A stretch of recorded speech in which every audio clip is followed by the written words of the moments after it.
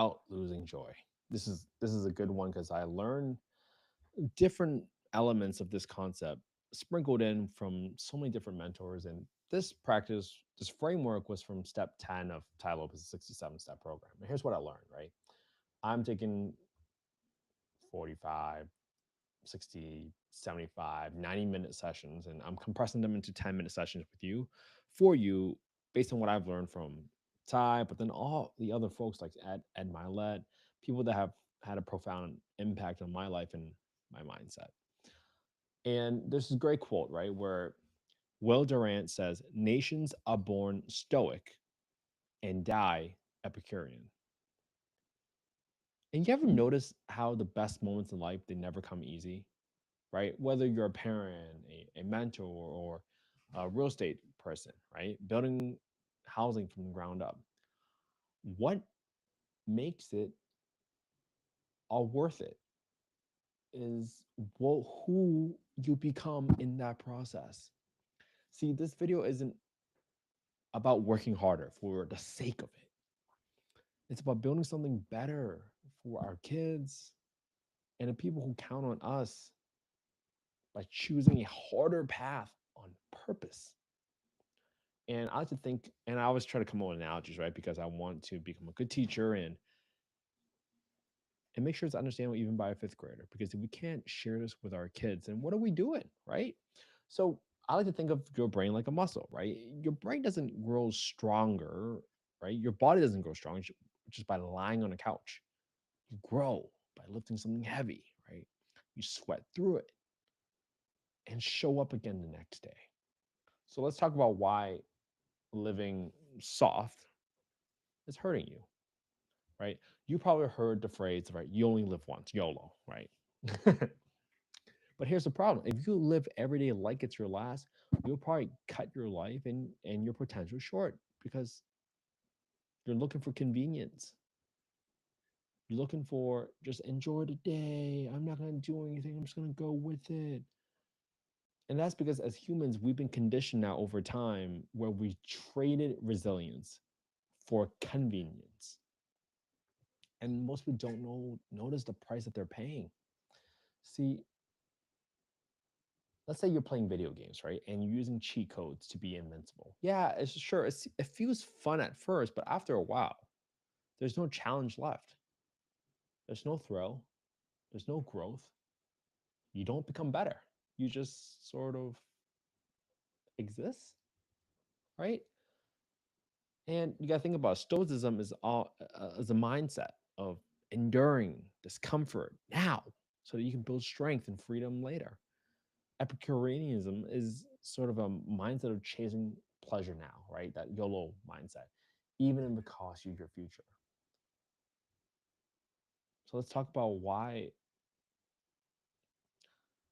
I mean, short term comfort is just robbing us all of our long term success and our potential, right? Our body, our wealth, right? We choose that we want to be comfortable now and we instead don't exercise at all, which leads to us not being happy with our health down the road. And here's why investors win, right? Even in life. And I'm not talking about investing in just money. I'm talking about investing in yourself, right? See, the investor mindset, again, I'm not talking about investing in stocks, real estate. It's not investment wise. I'm not soliciting any investments on this call. I'm just talking about the investor mindset where they'll say, hey, let me sacrifice now so I can build something that lasts. And that's true whether you're building a body or building your portfolio, right? Think about a squirrel, right? When you ever observe a squirrel in a park, it doesn't eat every food item, nut, acorn that it finds. It buries them because it knows that winter is coming. That's what smart people do. They store energy and they keep it for the right people. They figure out what to put their effort in towards today so they can win tomorrow. And guess what? Some of the wealthiest people in the world, they had this investing mindset. So let's talk about, he had a great example. Tai Lopez brought up Arnold Schwarzenegger and talked about his calves. And Arnold Schwarzenegger once had small calves, right? And in a bodybuilding bodybuilding. That's like a builder with no blueprint. So what did he do? He met a mentor named, I think, Reg Park or Reg Park, I forgot his name, who told him, hey, if you want big calves, you've got to lift 1,000 pounds. Your body can take it. Your brain just has to believe it. So Arnold Schwarzenegger pushed through the pain. He didn't settle for 250 pounds. He went all in. And dude, he has like a trophy named after Mr. Arnold, right? So it's like homework, right? If you always choose the easiest problems, you never get smarter. But the kids who stretch a little, who struggle through the hard ones, they're the ones who aces the test later, right? Because they understand how to apply it. And that's a rule of life. You don't grow from what's easy. You grow from what's hard. And Apache cold showers. There was an old story that I learned from watching the program where Apache moms in South Dakota, where in the dead of winter, they would cut a hole in the ice and they would bathe their toddlers in freezing water. This sounds harsh, right? And when missionaries asked them why, they simply said, hey, we're teaching our children to be brave. Now, I'm not saying scientifically that's the right idea, but the concept, not to the extreme, because I never believe in going to the extreme, is that we're not helping our kids when we shield them from struggle, we're weakening them. And it's crazy because I've caught myself doing this with my own kid, where sometimes there's something hard and I want to just jump in and help them solve the problem or give them the right answer instead of stepping back and letting them fail a little bit, let them struggle through it. And that's a choice that we can all make. And most of all, most importantly, it has to depend on us being aware of what we're doing. And you might be wondering, well, why is this like, Kent, you're an affordable housing podcast guy. Why are you talking about this? Because these lessons, they're so critical to how our kids grow up and develop. And I honestly thought about, I have a motto, I don't want to live with any regrets. So I thought about what are the messages that I have to leave behind for my kids because I love them so much. And I'm sure all of you that are listening right now love your kids so much. So why not leave these messages? Right? Because imagine you're raising a plant, right? You're growing it indoors with the perfect light, the perfect water and temperature. And the moment you take it outside, the wind breaks it. And I think that's what soft parenting does. If you don't raise your kids to be mentally tough, sometimes when I'm out in the world nowadays, I've realized some of the biggest problems that we have is just confidence. Think about the way we talk. When we say like so when we ask questions so you don't even sound confident anymore because of the way we talk, because of the way society has taught us what is normal so that we can fit in. But you don't have to follow that path. You don't. And I'm here to remind yourself that you're capable of so much more. You really are. Right? If we want to see our kids grow into strong women and men, we can't only give them comfort. We gotta let them face the cold sometimes. Because ask yourself this: if you were in trouble, if your business was collapsing, if your life felt like it was falling apart, would you want someone next to you who only knew the easy life, who only knew luxury? Or maybe someone had some scars that went through some stuff that felt like that knew what struggle felt like, right? You don't want to go into a battle with a pillow fight, like a pillow fighter. You want to go into battle with a black belt, right? One looks nice and comfortable. The other is the one that's going to win you the war. So choose to become the person that other people trust when things get tough. So let's talk about it. Let's get tactical, right? How do you toughen up? You don't need to live like a monk to build mental toughness, right? But you need to train a little bit, right?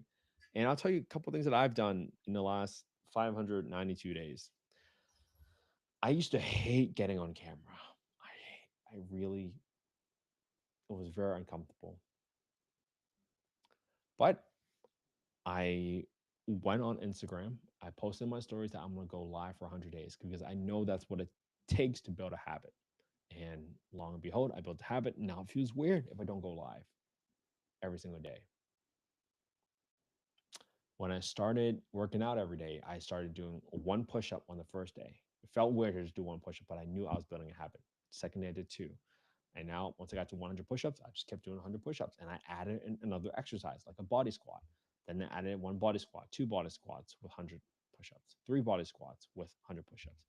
Then I got to 100 body squats. And now I feel so much better, right? I'll tell you one more thing. For mental clarity, I started taking a cold shower. At the very end, I flip it cold. And there were some days where I wanted to give up, wanted to stop. And there were some days that I did.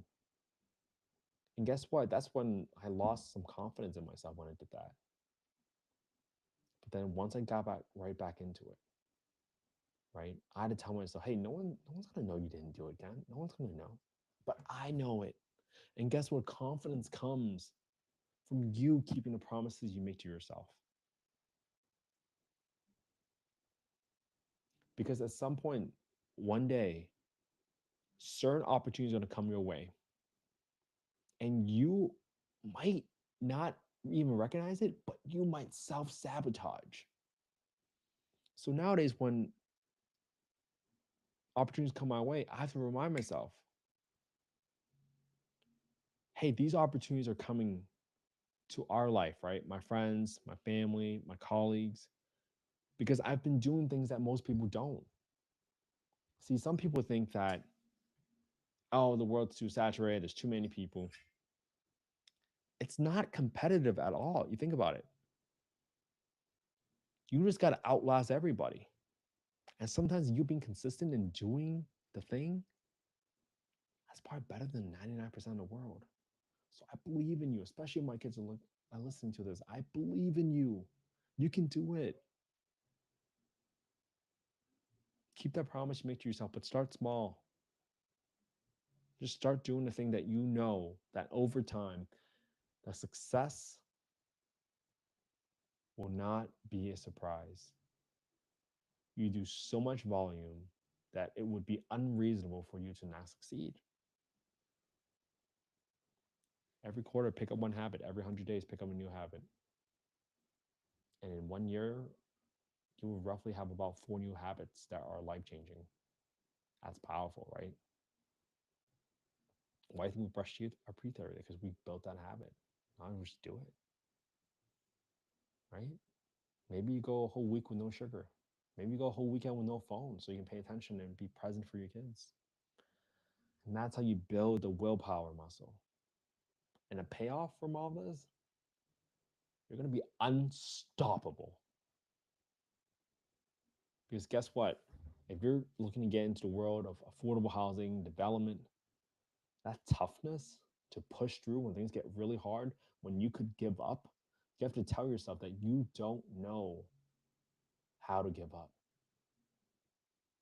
We don't know how to give up.